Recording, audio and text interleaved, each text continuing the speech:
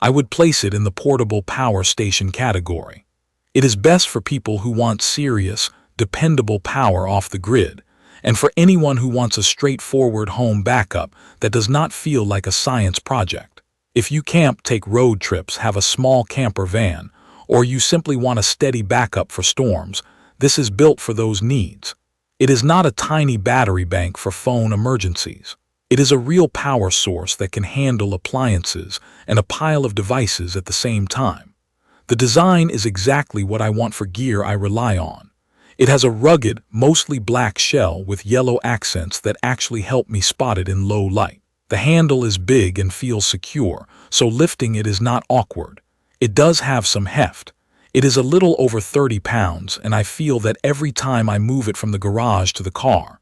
The trade-off is stability. It stays put when you tug on thick power cords, and the base does not skid around when you plug or unplug heavier chargers. The ports face forward, the light bar is on the back, and the display is dead center, so I can glance down and read what I need without crouching. The layout just makes sense in real use. Setup is simple. I unboxed it, gave it a charge from the wall, and pressed the power buttons to activate either the direct current side or the alternating current side depending on what I needed. No app to learn, no pairing steps, no hidden menus. The display shows battery percentage, input and output power in watts, and a rough estimate of time remaining based on the current load. That estimate updates quickly whenever you add or remove devices, which makes planning easier. When I connected a bunch of gear at once, it ramped up smoothly with no flicker, and when I stopped a heavy draw, the fan spun down after a short moment. It feels like a product meant to be used, not fiddled with. The core performance is where it surprised me. The headline capability is 1,500 watts of continuous output, with the ability to absorb short startup surges around 3,000 watts.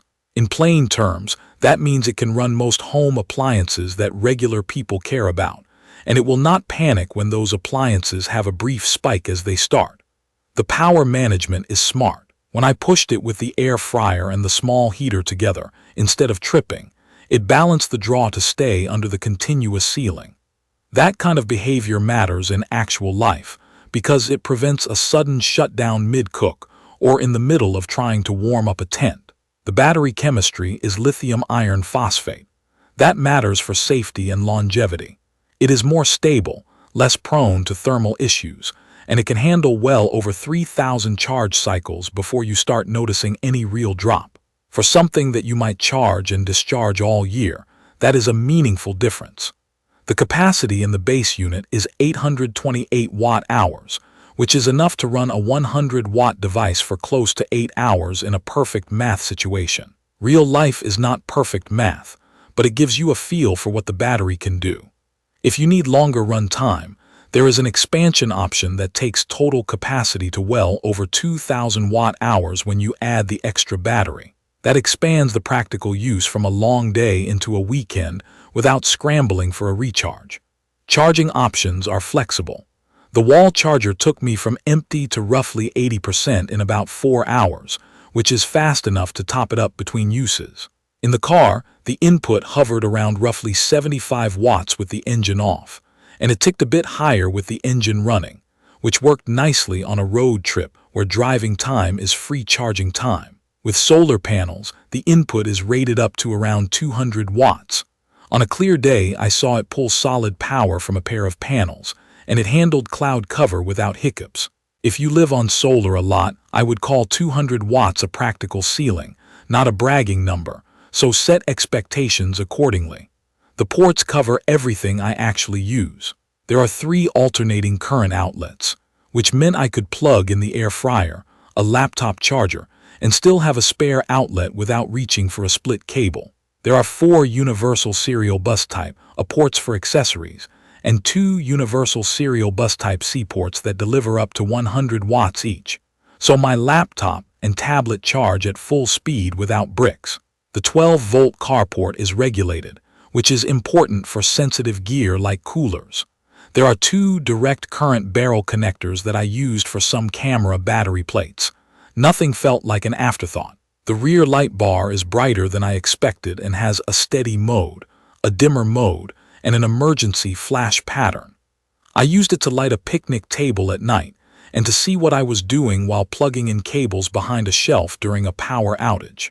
It has become a habit to switch that light on whenever I set this unit down in a dark area. Here is what my real testing looked like. On a weekend camping trip, I ran a small electric cooler, charged 2 laptops, a phone, a tablet, and a couple of drone batteries. The 2 universal serial bus Type-C ports at 100 watts each meant I did not juggle chargers.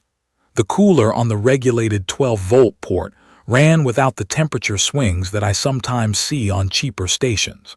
During a short outage at home, I powered my internet router and modem, a television, and a lamp, and I still had headroom to charge my phone. The display showed the remaining time at that load, and it matched what I saw in reality within a reasonable margin. The high draw tests were the most telling. Air fryer and small heater together, no shutdowns. A coffee maker in the morning with a laptop and a camera battery charger plugged in, no drama. I tried a small microwave by itself as a curiosity check, and it worked fine for quick reheats. For clarity, if you are trying to run something that sits consistently above that 1,500 watt mark, or heavy power tools that spike and hold near the limit, this unit will protect itself and limit or cut off to stay safe. That is not a flaw. That is how you avoid tripping breakers or cooking electronics. It is just good to know the ceiling and work within it. A very specific use case that sold me is my travel workflow. I shoot during the day, and at night I have to charge camera batteries, drone packs, a laptop, and sometimes power an electric kettle for a quick meal. With this station, I can set everything on one table, plug in all at once, and wake up to a full kit. The 2 universal serial bus Type-C ports at high output mean my laptop does not throttle charging, and the 3 alternating current outlets give me flexibility to use standard chargers for odd gear. That predictable routine is worth a lot when I am moving between locations. There are some smart touches that genuinely improve the experience. The screen is readable outdoors. The buttons are clear, and I like that alternating current and direct current have separate controls, which helps you avoid wasting power on idle circuits. The internal fan only spins up when it needs to, and while it is not whisper quiet, it is no louder than a typical laptop fan under load. The casing feels tough. It has taken a couple of scuffs from sliding around in a trunk, and it still looks fine. The accessories bag for the charger and car cable is actually handy because those cables tend to get lost. The jump start feature is there if you buy the separate cable. I tested it on a mid-size car that had a weak battery after a cold night, and it worked.